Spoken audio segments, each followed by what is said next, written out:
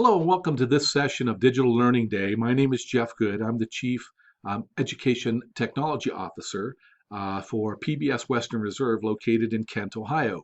I'm going to talk a little bit about Ohio's new technology standards.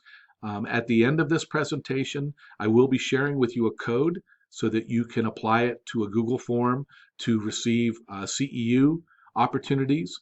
And I'm also wanted to make sure that you all know that any questions that happen during the presentation, you can do those and put those into a live Google Doc. And I will be available to answer those questions live during this presentation. On your screen right now, you see the Google Doc, the address for that, and it's a bit.ly address, and it's 3269 capital U PK. If you go on that document right now, I'm available to answer your question. So once again, my name is Jeff Good. I'm the Chief Education Technology Officer at PBS Western Reserve. And let's talk a minute, or 20 maybe, or 19, in regards to the new state technology standards. So as I said, we're going to kind of look today. This is a presentation that I've given to the Ohio School Board Association, as well as just recently at the Ohio Educational Technology Conference, OETC, in February, back in Columbus. But how do they all fit? So I hope that we have an opportunity to look at the standards, review the what and the why of those standards. So oftentimes we want to know, what are the standards? It's a little different today when I'm not directly seeing my crowd, because I can usually gauge what folks who hasn't heard of the standards. But we'll also talk a little bit about why those standards are necessary. We're going to talk about defining those standards. I'm hopeful that my video works here, so you can view examples that we have available to all of you that talk about exemplary integration practices. And then my ultimate hope is that we can expand your technology toolkit as you get into your classrooms and you're saying, oh my goodness, how can I integrate these new technology standards? I'm hopeful that you'll be able to come back to our website, back to this presentation, and be able to say, hey, I've just expanded my technology toolkit. First of all, I think it's really important for all of you to take an opportunity to review the Ohio Strategic Plan for Education. It's called Each Child Our Future. And in that strategic plan, it advances 5 major shifts in education policy and practice. So of those 5 shifts, the one that we'll talk about today, and I've talked about in relation to the new technology standards, is shift number 3, which is recognizing technology. The state now has gotten to a point where they're realizing that that technology now has become as foundational and just as important as math and ELA, or English Language Arts, from which all learning is built. So we're finally recognizing this whole idea that technology is a major influencer with our students and has to become very foundational and just as important as some of these other subjects. So when we talk about the strategic plan for education, and I'll move myself down here very slowly because I found I went away the other day. We're under the whole category. There's 4 learning domains in the strategic plan for education. And of those, we've got well-rounded content. We've got social emotional learning and leadership and reasoning. But the one that addresses technology is the foundational knowledge and skills. So when you look at that, you realize that the foundational knowledge and skills is that Ohio is recognizing that in this economy that's always changing, students must be equipped with this foundational knowledge and skills that support this whole idea of lifelong learning. So not only do our children need to know how to critically read, critically analyze, write, work with numbers, but they also need to know how to leverage technology to maximize their access to future learning experiences. So the new standards. When I say new standards, they're not necessarily the newest standards in the book.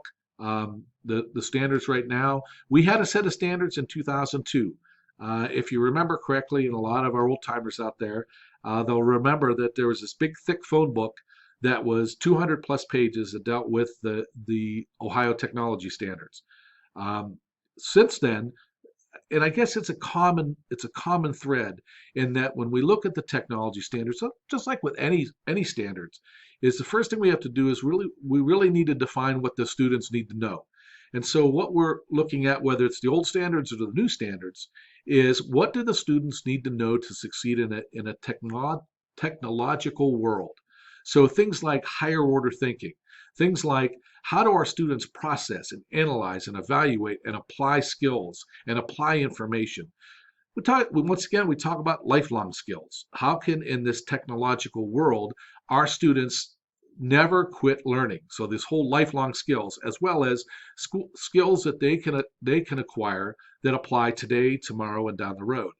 And then the beauty of the current technology standards, it went from 200 plus pages in '02 to 11 pages is in 2017, is this whole idea of there's an integration component that integrates across all the subject areas. And I think of anything, that's one of the most important parts of the new technology standards is their integration across the tech standards, across all standards. I'm sorry. There actually are three strands in the Ohio Learning Standards. We have the information and communications technology, we have society and technology, and we have design and technology. And I'm going to touch base on each of these. Um, the last one is a little more specific into the computer training, computer technology, but we'll work our way through it. Information and communications technology. I'm just going to lower myself for a moment here. Um, And what you find with information and communications technology is the fact that I want to say of any strand, this is the strand is more applicable across all the curriculum. This is the understanding and application of digital learning tools for accessing, creating, evaluating, applying, and communicating ideas and information. When you read that, you realize that that's applicable in a science classroom, a social studies classroom, a music classroom, an art classroom. Is that what you're doing is your students are beginning to understand and apply these digital learning tools, aka the internet, for accessing information, for creating, for evaluating information, to applying and communicating ideas and information. Of anything, I would say this strand is the most applicable across the strand. So, for instance, an example of how I might use this in the classroom would be something asking a multiple search question, I call it. So for instance, what day of the week was the 1945 Best Actress born? So you apply this with your students, and all of a sudden, first of all, they've got to find out who the 1945 Best Actress was. They need to find out when she was born, and then they have to access a calendar to find out the year that she was born, what day of the week that was.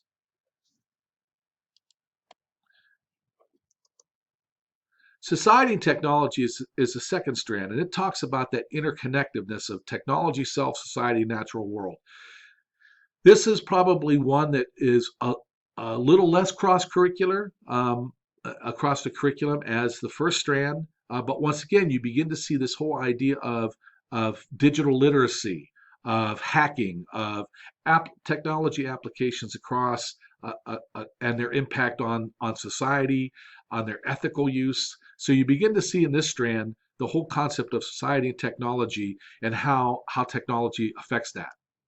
And then last is the design and technology. And I see this one is a little less cross-curricular than the other three strands because it really begins to address the nature of to develop and improve products. It starts talking about design processes. You start to see the whole concept of invention literacy and maker spaces and STEM all kind of fall under this design and technology strand.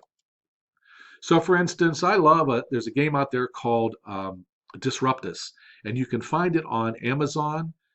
It's a card game basically, but what it is it's a series of pictures, and depending upon how you roll the dice, you either have to do certain things with those pictures.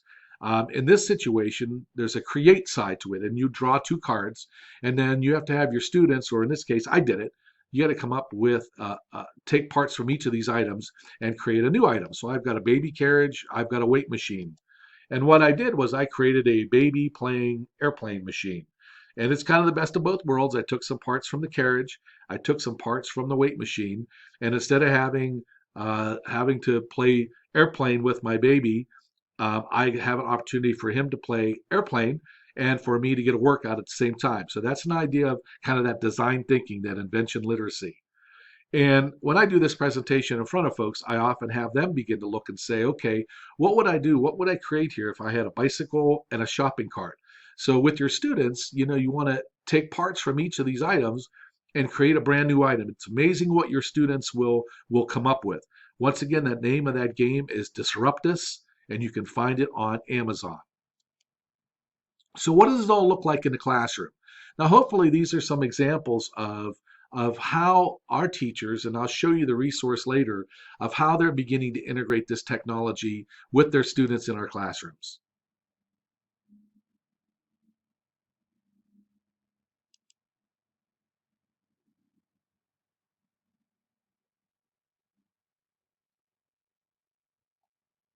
See what we got?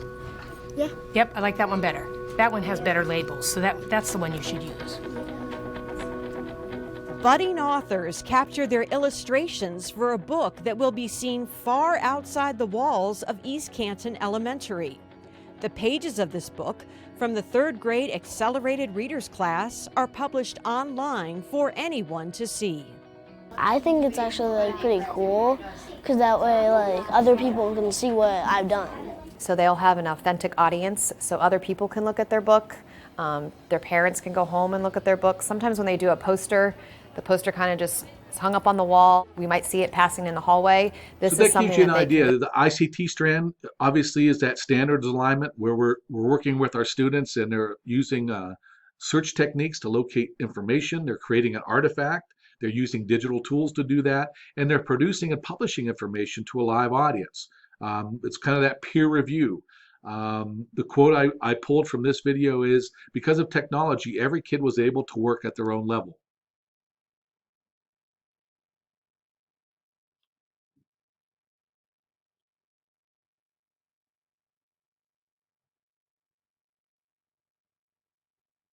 I'm Hudson, I'm Julian.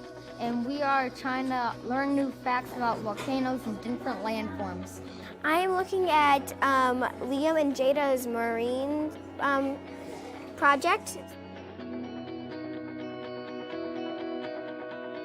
iPads and Chromebooks are the keys to discovery in this student-created Landform Museum at Genoa Elementary School. With augmented reality using an app called Roar, 4th graders create an interactive display where volcanoes So the erupt off the ICT strand screen. in this is you start to see students gathering and organizing information. They're interpreting these images. Once again, you see kind of a pattern here with technology is we're asking our students to create artifacts and then produce and publish that information to a live audience. And the quote from this is preparing our students for what's out there in the real world. This next video addresses the whole idea we're in grade 8, and it's dealing with the students creating a prosthetic hand.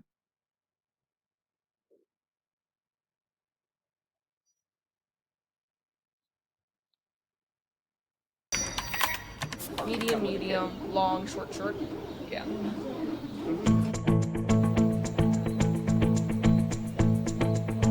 You have your knuckle fingertips, and then you have pins. Fingers take on new meaning for 8th graders in Chagrin Falls Exempted Village Schools Innovation Center.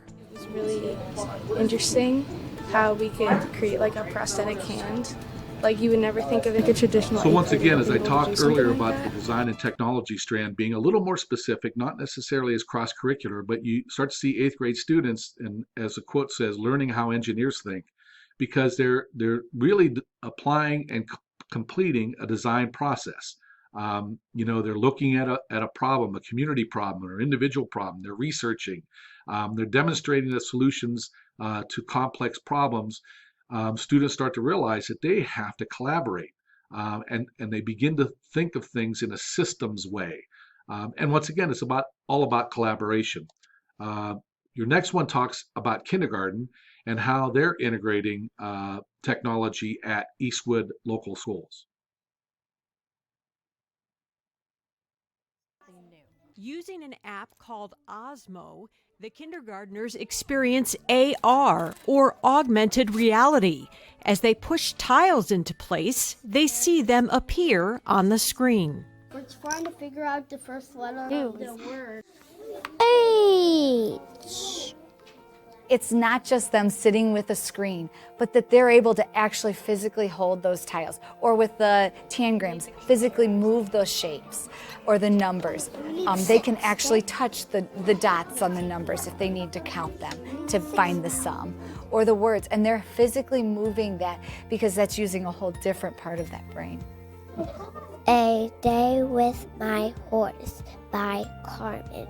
A Day with My Horse by Carmen.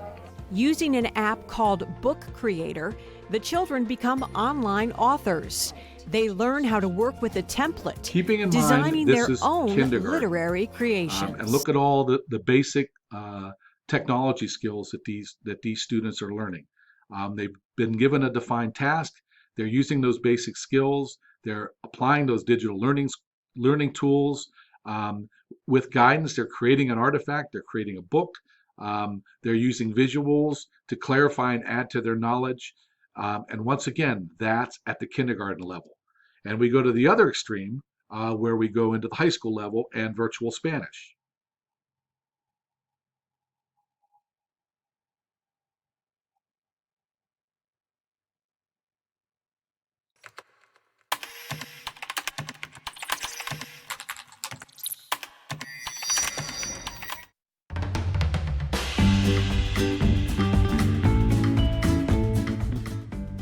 Yeah, I think this one's $2 million US. 2 million US dollars. 5 million or 5 billion Colombian dollars. Oh wow, I like that house. It's like got like a modern feel, but also like a throwback vibe. It's in Guatemala City, and it's in a neighborhood, and it has a nice little backyard. It's nothing special, but it still costs a lot. It's an expensive country to live in. Historic home next to Old San Juan. It sounds like an episode of House Hunters International, but it's actually a way to engage Spanish 3 students at Jackson High School in Massillon. We have our Spanish families, and we look for houses to buy because our families are moving to Hispanic countries. Therese collaborates with her Spanish 3 family as they research online for the right casa or house. No. Once they find it, each member of the family writes about an aspect of the home. After their writing gets the thumbs up from Senor Fraudel, it will become part of a family website that covers various life experiences. About how the standards alignment, and it's dealing with the ICT strand, which is that synthesizing textual, that visual, that research. The Society and Technology strand, which is demonstrating and advocating this effective collaboration strategies because they're working together, not only with the students in their classroom, but their remote students. And then the Design and Technology strand. This is that one I say doesn't go across the curriculum as easily, but it's evaluating a design solution, implementing, putting together a design process. I love the quote from this is with the textbook, the students didn't learn as fast, but the students really love this type of learning. And last but not least is our grade 5 robots rule.